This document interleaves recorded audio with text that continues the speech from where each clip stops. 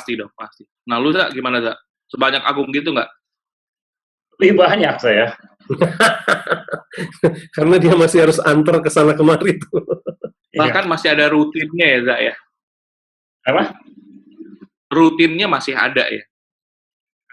Setelah WFH-nya selesai dan masuk kantor lagi, bini gue harus nganter. Jadi gue sehari setidaknya 2 kali antar, jemput pulang ke rumah, ya. jemput, sore. Udah, itu memaksa harus. Nah, di sela-sela perjalanan itu banyak aktivitas yang harus selalu dilakukan.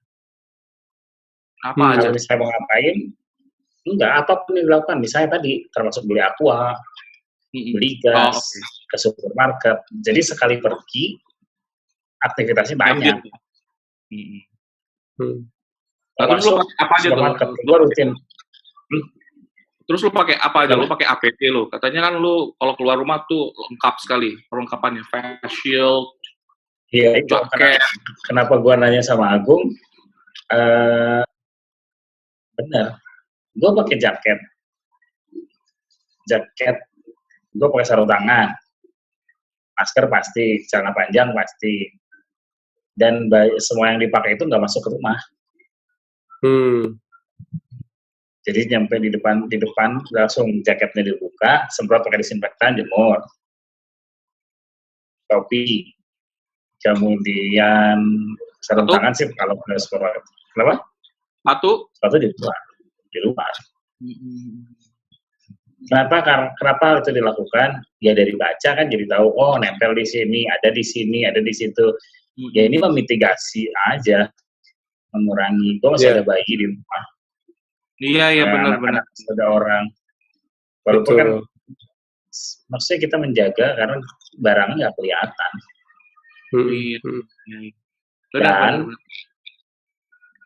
datang karena di depan rumah itu di teras, di meja itu ada disinfektan, ada hand sanitizer, ada tisu basah antiseptik. Jadi sebelum megang gagang pintu, pakai hand sanitizer dulu. Dan gagang pintunya setiap malam, bahkan saya bisa 2-3 kali, gua akan semprot barang-barang yang masih dipegang-pegang. Iyalah, pencegahan. Ya, salah satunya ya ini yang berbeda, betul, lebih ribet, lebih banyak item yang dilakukan. Iya betul. Tapi kenapa terpaksa? Ya terpaksa harus dilakukan. Ya memang mau nganter bini ke kantor ya pasti dilakukan di luar rumah. Iya. Itu. Lo pakai ini juga, sarung tangan juga berarti? Pakai apa? Sarung tangan pakai juga. Di mobil sih enggak. Gua kalau pakai sarung tangan kalau ke supermarket. Kalau ke supermarket, tapi sesaat sebelum masuk mobil, hal pertama yang dilakukan adalah di mobil gua ada hand sanitizer dan tisu basah. Kalau tisu basah, gua selalu ada di tas, di mobil, dari dulu selalu ada tisu basah antiseptik. Ya itu mitigasinya, hal yang harus dilakukan. Terpaksa harus keluar rumah, ya harus dilakukan keluar rumah. Tapi sesaat sebelum masuk mobil, pada saat masuk mobil langsung pakai hand sanitizer. Biarin kering dulu, baru memegang sesuatu. Dia memang lebih boros hand sanitizer karena nggak ada air. Kan yang paling efektif adalah sebetulnya air mengalir pakai sabun. Iya benar-benar. Gue dengerin persiapan lu berdua keluar, dengerin cerita lu berdua keluar. Gue minder sih terus terang. Karena benar-benar. Karena gue nggak sesiap itu, men. Jadi, di Pekanbaru ini, status saat ini 19 positif corona, dengan ODP-nya sekitar 80-an, udah turun ya. Kemarin kan sempat 200, sekarang tinggal 80-an. Kemudian, gua nggak ngikutin berapa orang yang PDP? Yang setelah ODP apa? Orang PDP. dalam pemantauan PDP itu pasien dalam pengawasan. PDP-nya 84, ODP-nya yang agak banyak tapi nggak sampai ribuan lagi sih. Nah, masalahnya di Pekanbaru ini gue masih harus keluar. Bukan masalah ngantar pesanan ya. Kalau ngantar pesanan kita udah ketemu kurir dan interaksinya hanya terjadi di halaman rumah sih antara staff kita juga. Nah, masalahnya adalah emak gue Emak gue ini sangat senang memasak, ya. Oke, dia belanja bumbu dapur, dia beli kentang, wortel, beras, bahkan segala macam, itu udah online punya, aman. Tapi dia punya beberapa bumbu-bumbu rahasia yang beliau ini merasa harus beli sendiri. datang ke tempatnya, beli sendiri. Jarak rumah gue dengan emak gue sekitar 9 kilo, dan ada pasar tradisional, cukup bersih pasarnya, dan gue harus nganter sih ke sana. Itu kejadiannya seminggu sekali lah. Seminggu sekali. Seminggu sekali. Karena kalau beli air, itu kita punya karyawan di sini, kita bisa minta tolong mereka untuk belanja atau beli sih. Nah, ini pasar, gue sudah coba telusur. Gimana kalau gue aja yang belanja, kemudian gue antar ke emak gue, beres problemnya dong. Benar gak sih? Nah, masalahnya, si bumbu yang super unik ini ada panduan membelinya juga, dan gue nggak paham banget. Gue udah dijelasin berkali-kali. Jadi orang tua gue, bapak dan ibu gue, itu punya satu minuman. Minumannya itu blenderan bawang lanang, bawang putih cowok, bilang bawang putih lanang, sama lemon. Itu bagus banget di blender, dijadiin minuman tabung gede gitu, men. Seminggu habis, mereka minum saban hari itu 2 kali, pagi, malam, pagi, malam. Itu nggak merusak lambung, nggak membuat asam lambung naik, malah tensinya bagus, kolesterolnya bagus, gulanya terjaga. Ini udah mereka praktekin 2 tahun. Dan, nama bawangnya itu dasun tunggal. Itu gue nyarinya nggak dapet, men, ngoprek di pasar. Padahal gue udah lihat, kayaknya masuknya mak gue dari area sini, area situ. Nah, gue kalau udah keluar, gue tidak turun dari mobil sih. Bawang putih tunggal, bukan? Dasun tunggal, benar, bawang putih tunggal. Nah, itu jualannya tuh nggak banyak di Pekanbaru itu. Kalau di Grand Laki banyak. Nah, iya benar. Nggak ada Grand Laki. Di Grand Laki banyak. Mahal ya. Cukup pricing. Agak unik sih barangnya soalnya. Nah, itu satu-satu, bawang putihnya tunggal. Di Carrefour juga ada. Iya. Oh, Carrefour udah ganti. Kan? Iya. Nggak ada, bro. Nggak masuk. Tunggal. Nah, ini gue tuh nggak pakai persiapan kayak kalian loh. Lo kalau gue dengar persiapannya outstanding. Pekanbaru itu kan udah menerapin PSBB, jadi memang harus pakai masker ya. Yang gue lakukan cuma pakai masker sama sarung tangan sih. Tapi gue tanya, gue di mobil tuh gimana? Gue di mobil tuh pakai celana pendek atau baju kaos. Jadi karena celana pendek dan baju kaos gue ini juga tidak banyak ya. Namanya juga gue kan kita lah bertiga guys. Kan kita banyak activity, bener nggak sih? Di rumah tuh, kali celana pendek, berapa sih? 4, 5, bener nggak sih? Cuma ini karena kita mau ganti, akhirnya habis lah stok gue. Nah, gue kali ini gimana? Kadang-kadang kalau gue keluar rumah, gue pakai sarung. Sarung cowok. Jadi, kayaknya orang pesantren, Pak. Kayak si Romi. Sarung sholat, men. Jadi sekali waktu itu, gue harus turun ngisi bensin, men. Wah, gue harus turun ngisi bensin. Lah, gue pakai kaos. Kaos itu kaos rumah yang udah ngetat banget sama badan gue. Terus gue nggak nyangka bensin gue udah harus diisi habis, men. Terus gue pakai sarung. Itu pandangan yang cukup aneh sih. Kondangan.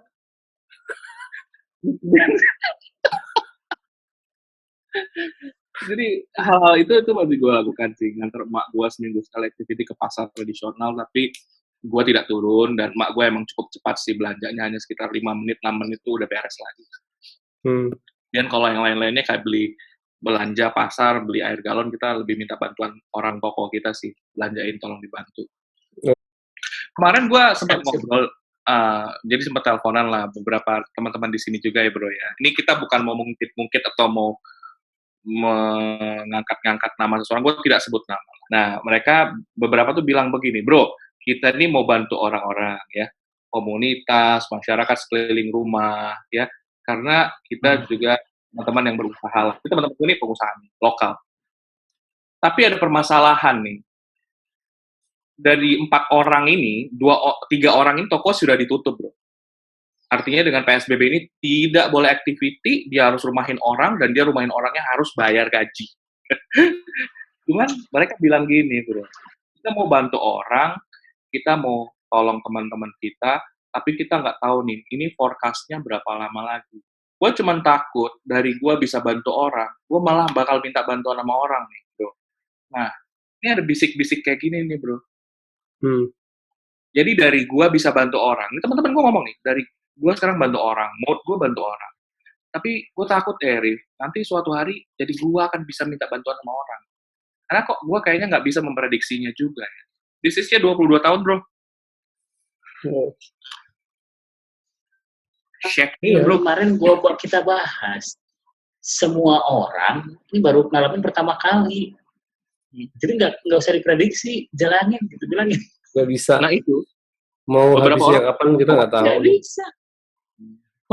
Mau itu level dari pemimpin manapun, nggak pernah ada yang ngalamin pandemi ini. Yang bisa dilakukan adalah bagaimana melihat kondisi, terus kita agile. Ya, mengenai agile itu berarti mungkin kita harus coba ceruk usaha yang berbeda, kreativitas untuk bisa meningkatkan performa dari rumah, apa yang bisa dilakukan kali ya? Bisa jadi gitu. Nah, itu terjadi di gua juga kan. Gua masih tetap harus menggaji karyawan, walaupun sudah pasti pemasukan nggak ada kan. Sejak bulan Maret, pertengahan Maret itu kan semua proyek udah dipending semua. Jadwal kita tahun ini berakhir di bulan Maret kemarin. Nah udah pasti selama situasi ini masih terjadi ya gue nggak akan dapat pemasukan, tapi pengeluaran gaji tetap ada. Sampai beberapa bulan gue prediksi masih bisa sih mengeluarkan uang untuk bayar gaji. Tapi setelah itu ya gue udah harus mikir nih. Kira-kira kalau misalnya sampai 6 bulan ke depan ini belum beres juga, alternatifnya apa? Yang dipikirin itu sebetulnya alternatif. Yalah, mudah-mudahan kita semuanya sehat-sehat selalu. Ya, mudah-mudahan. Kreasi-kreasi yang muncul dari kita di rumah ini bisa jadi tren yang bagus ya. Yang bagus itu trennya gini. Barusan hari ini gue supermarket ya. Banyak orang menggunakan face shield. Apa tuh? Face shield. Jadi pakai face shield, tapi yang bukan medis ya. Ya. Tapi yang bukan medis. Yang medis kan shield. Oh, face ada shield. Yang bentuknya topi kayak gini pakai ikat tambahan. Ada yang bentuknya kayak punya gua. Dan itu macam-macam. Kan terlepas dari bukannya pro kontra dan sebagainya, yang gue lihat adalah ketika orang terpaksa harus keluar, mereka juga tetap beradaptasi. Iya. Ya, betul, ada adaptasi di sini. Oh iya, gue mau share juga nih. Jadi tadi siang itu ada kejadian, anak gue itu tambelan giginya pecah dan pendarahan.